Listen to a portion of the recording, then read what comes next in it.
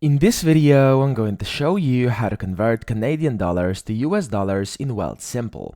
So the first thing you want to do is open up the website and then you want to log into your account. So it's going to be my.wealthsimple.com and you simply want to sign in. And then once you're signed into your account, you want to go to the top left where it says move.